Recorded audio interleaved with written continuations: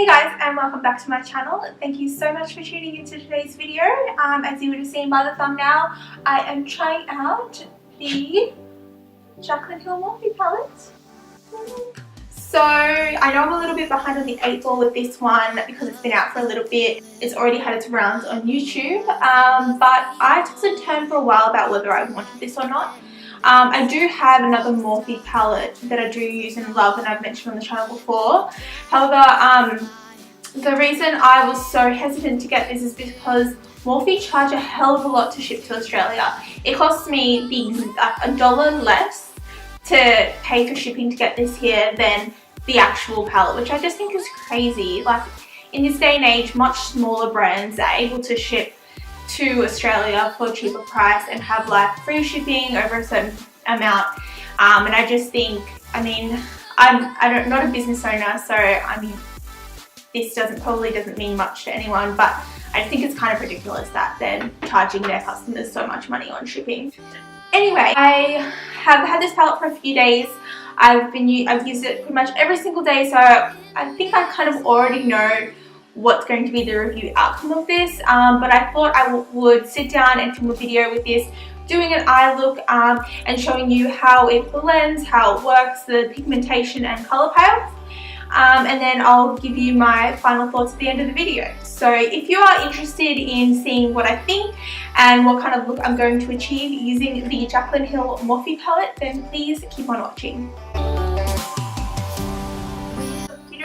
So now that I've got you all zoomed in so you can see exactly what's going on with my eye, I'm going to start with the transition shade. So as you can see, I've already filled in my brows and I've set my eyeshadow, set my eyeshadow base with Tarte Shape Tape.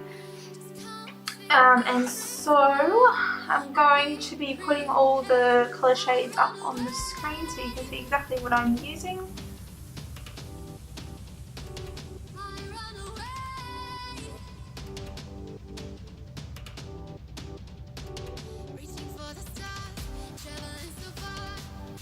So that blended out really easily, and I'm really happy with that. Now I'm just going to take a smaller blending brush and take this shade to go into my crease with. It's a darker shade, so I'm just going to take a little bit and tap off the excess.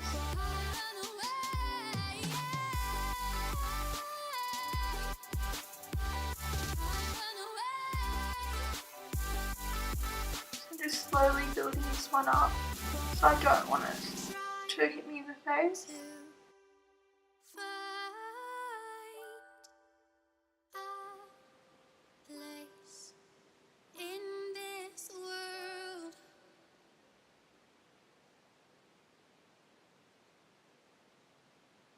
I feel like my camera and all lights really subdue how things look in real life. And I'm getting a new camera in like literally 2 days, and I'm hoping that will help, because I find a lot of my eye makeup just kind of look all the same. I don't know why. I swear I do different things. A slightly darker shade, just to deepen it a tad more.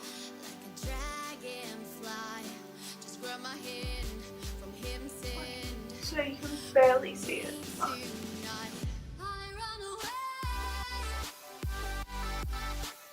I'm just going to do that on the outer quarter of my eye, going into the crease in my outer V. So happy with that. I don't know whether I should do a cut crease or I should just YOLO it and just go onto my lids.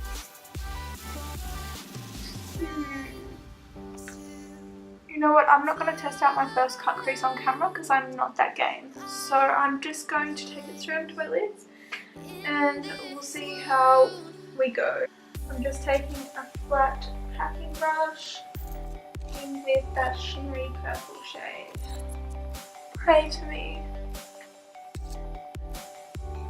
I'm going to try it out dry first and see if I want it to be wet.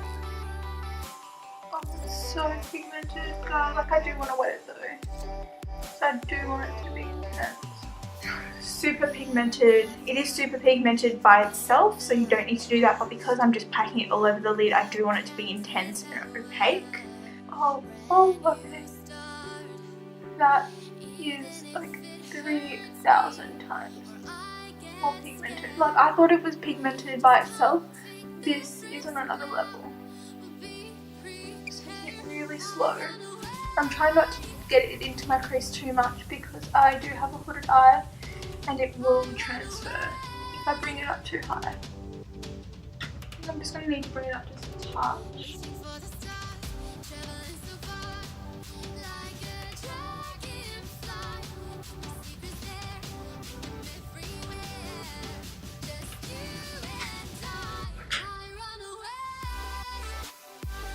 Okay, that is a lot. Please forgive me if it is not perfect.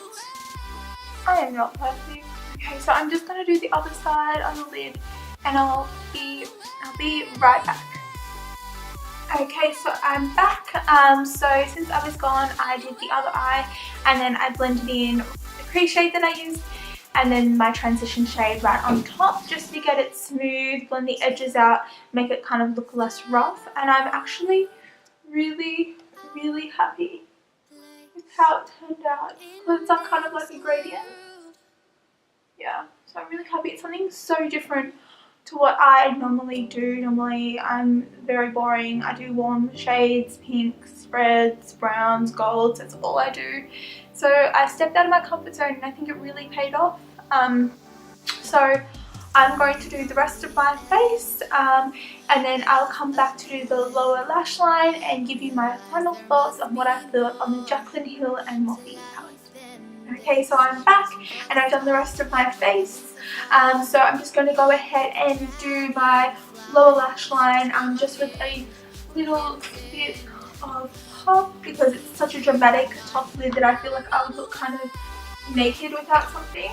I might just take a little pencil brush. It is the MORPHE 818, the MORPHE G18. It's like a little fluffy pencil brush. It's a little bit fatter to be a pencil brush, but it's good to place product underneath the eye. So I'm just going to take, actually, just going to take this one.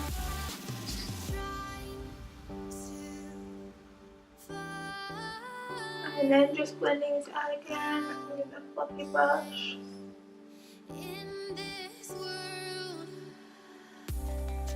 Okay. I really love how the look has come out so far. It's so different to anything that I've ever done and I'm actually really proud of myself. I'm just going to do my mascara and I'll be back for my final thoughts. I was actually going to wear lashes, but I scoured my beauty collection for some lash glue and I can't find any anywhere and there's no way I'm using that Ardell one. Watch my previous video if you want to know the tea on that. So I'm just going to put on mascara and I'll be right back. Okay, so I'm back. I've done my mascara and I finished off my face completely. And so what's on the JACLYN Hill palette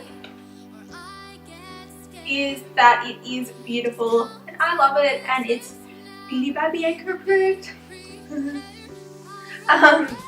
But yeah, oh, it's upside down. I honestly am blown away by the quality of this, especially that it is MORPHE. The other MORPHE palette that I have is not as good quality as this. It is still, I still like it, but it's definitely not as pigmented as this. It doesn't pack as much of a punch as this one. The purple on my eyes are like out of this world. I did wet the brush, however, still like I'm really impressed. I'm going to continue to reach for this and I can already tell that this is going to quickly become one of my favourite palettes, if not my favourite. So I 100% recommend getting this if you can get your hands on it before they stop selling it, which I hopefully they don't. I hope they do keep it permanent. I know it's unlikely, but it's just such a beautiful palette that I do not want to see it go. So thank you so much for watching my review on the palette. I really appreciate your support. Please subscribe if you'd like to see my videos in the future. Follow me on Instagram, I'll put my handle below. And I'll see you in my next video. Thank you so much. Bye.